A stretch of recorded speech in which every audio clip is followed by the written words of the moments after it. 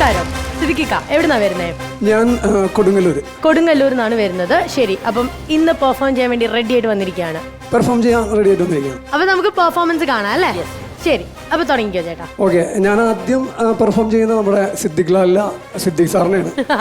അദ്ദേഹത്തെ ഒന്ന് തീർച്ചയായിട്ടും നാദിർഷ പറഞ്ഞതുപോലെ എൻ്റെ ആദ്യ സിനിമ റാംജി റാവു സ്പീക്കിംഗ് എന്ന് പറയുന്ന സിനിമയിൽ അന്ന് അത് നമ്മുടെ മാമുക്കോയ ചെയ്യുന്ന ഒരു ക്യാരക്ടറുണ്ട്, ഹംസക്കോയ എന്ന് പറയുന്ന ഒരു ക്യാരക്ടർ. അദ്ദേഹം തൻ്റെ മകളെ കെട്ടിക്കാൻ അല്ല തൻ്റെ പെങ്ങളെ കെട്ടിക്കാൻ വെച്ചിരുന്ന പൈസ ഈ ബാലകൃഷ്ണന് കടം കൊടുക്കുകയാണ്.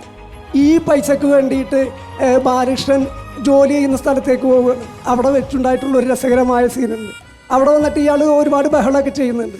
പക്ഷെ അത് എനിക്ക് തോന്നുന്നത് വളരെ ഇമോഷണൽ ആയിട്ടുള്ളൊരു ക്യാരക്ടറാണ്. പക്ഷെ അത് തിയേറ്ററിൽ വലിയൊരു കയ്യടിയാണ് ഉണ്ടാക്കിയത്. വലിയൊരു സംഭവമായിരുന്നു. വളരെ സന്തോഷമുള്ളൊരു കാര്യം. അടിപൊളി. പേര് പോലെ തന്നെ ആ ഡയറക്ടറിന്റെ വോയിസ് കേട്ടപ്പോ എനിക്ക് ഏകദേശം സാമ്യം ഉണ്ടെന്ന് തോന്നുന്നല്ലേ? വോയിസ് ആണ്. സൂപ്പർ. അപ്പൊ ഇനി ആരുടെയാണ് നമുക്ക് കേൾക്കാൻ പറ്റാം? ഇനി നമ്മുടെ ബഹദൂർഗ എന്റെ നാട്ടുകാരനാണ്.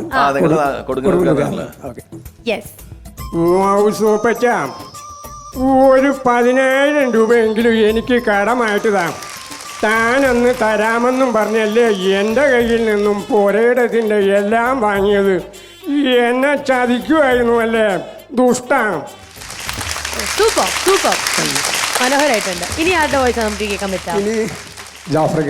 അടിപൊളി ജാഫ്രിക്ക കേൾക്കാം.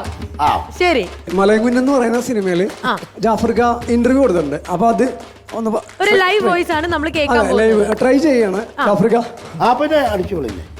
മലയങ്കുഞ്ഞെന്ന് പറഞ്ഞു കഴിഞ്ഞാൽ അതിൻ്റെ ഷൂട്ടിംഗ് ഒക്കെ കിടന്നേ എറണാകുളം, ബോംബെ, ഈരാറ്റുപേട്ട ഇവിടെയൊക്കെ അതിൻ്റെ ഷൂട്ട് കിടന്നേ. ഇത് ഒരു ഉരുൾപൊട്ടലിൻ്റെ പടമാണ്. അത് നോക്കിക്കഴിഞ്ഞാൽ നമുക്ക് നോക്കിക്കഴിഞ്ഞാൽ ഈ കല്ലും മണ്ണും ചെളിയും ഇതൊക്കെ കൂടുതൽ ഇങ്ങനെ അങ്ങോട്ട് വന്നിട്ട് അത് റൂട്ടിലാണ് അവിടെ ഒന്നും പറയാനില്ല. അത് പിന്നെ ഇതിൻ്റെ പിന്നാമ്പുറത്തൊക്കെ ഉള്ളവരൊക്കെ അറിയാമല്ലോ, വലിയ പുലികളാണ്. നല്ലൊരു ട്രൈ ആയിരുന്നു അത്. ഇനി ഏതെങ്കിലും ട്രൈ ചെയ്യാൻ ഉദ്ദേശമുണ്ടോ? അജു വർഗീസ്. ശരി, മാസ്റ്റേഴ്സ് തീർന്ന് ഇനി അജു വർഗീസ്, അജുവേട്ടന്റെ വോയിസ് ആണ് കേൾക്കാൻ പോകുന്നത്. എനിക്കറിയാൻ മേലായിട്ട് ചോദിക്കുക, നിനക്കൊക്കെ ഇത് എന്തോന്നിൻ്റെ കേടാ? ഇതിപ്പോ ഇടിവെട്ടേറ്റവനെ പാമ്പ് കടിച്ചു എന്ന് പറഞ്ഞ പോലെ. ഒരു കാര്യം ഞാൻ പറഞ്ഞേക്കാം, മേലാൽ എന്നെ ഈ പരിപാടിക്ക് വിളിക്കരുത്. ഇനി നിങ്ങളായി നിങ്ങളുടെ പാടായി. ഇനി ആരുടെ നമുക്ക് കേൾക്കാൻ പറ്റാ വോയിസ്? അനൂപ് ചന്ദ്രൻ. ശരി, അനൂപേട്ടന്റെ വോയിസ് ആണ് നമ്മൾ കേൾക്കാൻ പോകുന്നത്. കേരളം സംസാരിക്കുന്നത് കോവിഡിനെ കുറിച്ചാണ്. കുറച്ച് കാലം മുമ്പ് കേരളം സംസാരിച്ചിരുന്നത് വവ്വാലിനെ കുറിച്ചാണ്. മോൺസാൻഡോ കമ്പനി കേരളത്തിൽ വന്ന് റിസർച്ച് നടത്തി. ഇവിടെ എന്തുകൊണ്ടാണ് കീടനാശിനികളുടെ ആവശ്യമില്ലാത്തത്? ആ റിസർച്ചിന്റെ റിസൾട്ട് ഇവിടെ തവള എന്നൊരു ജീവി ഉള്ളത് കൊണ്ടാണ് എന്നാണ്. പിറ്റേ ദിവസം വിദേശ രാജ്യങ്ങൾ തീരുമാനിച്ചു ഇവിടത്തെ തവളകളെ മൊത്തം കയറ്റിവിടാൻ. അപ്പൊ എന്തായാലും നന്നായിട്ട് തന്നെയായിരുന്നു എല്ലാ പെർഫോമൻസും. അടിപൊളിയായിട്ടുണ്ടായിരുന്നു. ഞാനല്ല പറയേണ്ടത്, നമ്മുടെ മാസ്റ്റേഴ്സ് ആണ് ഇതിനെ കുറിച്ച് പറയേണ്ടത്. Let's begin with Nadika. Siddique നമ്മുടെ ഡയറക്ടർ സിദ്ദിഖയുടെ ശബ്ദമാണ് ഏറ്റവും ഗംഭീരമായിട്ട്. അത് ശരിക്കും ലോഞ്ചിങ് കറക്റ്റ് ആയിരുന്നു. പിന്നെ അതിനുശേഷം ചെയ്ത പല ശബ്ദങ്ങളും നല്ലായിരുന്നു.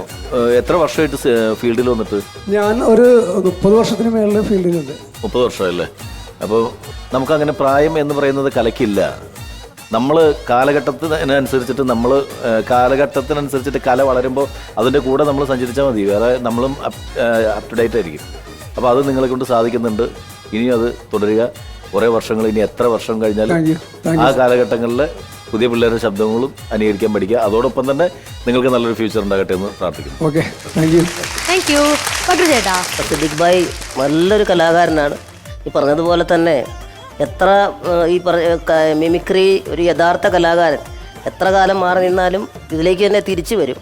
ആ ഒരു ടച്ച് വിട്ടു പോവാതെ ഇതിനോടുള്ള ഒരു അടങ്ങാത്തൊരു ആഗ്രഹമുണ്ടെങ്കിൽ നമുക്ക് വീണ്ടും ഒരു നാൾ വേദി തുറന്ന് കിട്ടും എന്നുള്ള കാര്യത്തിൽ യാതൊരു സംശയമില്ല അല്ലേ? അത്ര നന്നായിട്ട് ചെയ്തതൊക്കെ വളരെ മനോഹരമായിട്ടുണ്ട്. എടുത്തു പറയേണ്ട അങ്ങയുടെ സെലക്ഷൻസാണ്. നമ്മുടെ ടോണുമായിട്ട് ചേരുന്ന സെലക്ഷൻസ്, അതുപോലെ തന്നെ വളരെ ടോൺ കൺട്രോൾഡ് ആയിട്ടാണ് പെർഫോം ചെയ്യുന്നത്. നിങ്ങൾ ഈ കാര്യങ്ങൾ പറയുമ്പോൾ ചിലപ്പോൾ ഇത്ര നന്നായിട്ട് ചെയ്യുന്നു വിചാരിക്കാതെ പ്രസൻറ്റ് ചെയ്യുന്നതിന് മാത്രം ചിലപ്പോൾ മിമിക്രി ടച്ച് വിട്ടിട്ട് ഞാനിങ്ങനെ വളരെ സാധുവായ രീതി പറഞ്ഞിട്ട് ഐറ്റത്തിലേക്ക് കിടക്കുമ്പോൾ താരത്തിലേക്ക് വരുമ്പോഴേക്കും നന്നായിട്ട് ടോൺ കൺട്രോൾ ചെയ്ത് നല്ല ഭംഗിയായിട്ട് പ്രസൻറ്റ് ചെയ്യുന്നുണ്ട്. അത് ഈ പറഞ്ഞ പോലെ കറതീർന്ന ഒരു കലാകാരന് കിട്ടുന്ന ഒരു കാര്യം തന്നെയാണ്. കൂടുതൽ വേദികൾ കിട്ടട്ടെ, നല്ല നല്ല സംഭവങ്ങൾ വരട്ടെ, ഇവൻ്റൊക്കെ മനോഹരമായിട്ട് വരട്ടെ. എല്ലാ ആശംസകളും കേട്ടോ. Thank you. യെസ്, ജാഫ്രിക്ക എനിക്ക് വേറെ സന്തോഷം എന്താ പറഞ്ഞോ. സിദ്ദിഖ് എന്ന് പറഞ്ഞിട്ട് കാക്കു എന്ന് പറഞ്ഞു. എൻ്റെ 2 മക്കളുടെ മൂത്തത് മോളാണ്. മോളുടെ ഭർത്താവിനെ കാക്കു എന്ന് വിളിക്കുന്നത്. അടിപൊളിയാ. മോളുടെ ഭർത്താവിനെ കാക്കു എന്താണ് അവിടെ എൻ്റെ മോള് വിളിക്കുന്നതും അവിടെ വീട്ടിലെല്ലാം വിളിക്കുന്നത്. പെരുന്തൽമണ്ണയാണ്. 1.5 വയസ്സുള്ള മോളുണ്ട്. അപ്പം ഈ കഴിഞ്ഞ ദിവസം എൻ്റെ ഒരു 3-4 പഴയ പാസ്പോർട്ട് എടുത്തിട്ട് എൻ്റെ പഴയ പടങ്ങളിലെ അപ്പം ഒരെണ്ണം താടിയുള്ള, ഒരെണ്ണം കുറച്ച് താടിയുള്ള, പിന്നെ ഒരെണ്ണം താടിയില്ലാത്ത കുറച്ച് കാലം മുമ്പ് എടുത്തു. അതെടുത്ത് വെച്ച് ഈ പിന്നെ കുഞ്ഞിനോട് ചോദിച്ചു, ഇതാരാ? തള്ള ചോദിക്കുക, ഇതാരാ ചോദിച്ചോ. കുഞ്ഞ് കാക്കു എന്നെ പോലെ ആ പയ്യനെ അതുപോലെ ഇരിക്കുകയാണ്. അപ്പോൾ കുഞ്ഞു വരെ കാക്കുന്നു. അപ്പോൾ കാക്കോടെ പോയി. എനിക്ക് ഇഷ്ടപ്പെട്ടു കാക്കൂനെ. കാക്കുനെ എല്ലാവർക്കും ഇഷ്ടപ്പെട്ടു. ശരി, അപ്പൊ എന്തായാലും ഒരുപാട് സന്തോഷമുണ്ട്.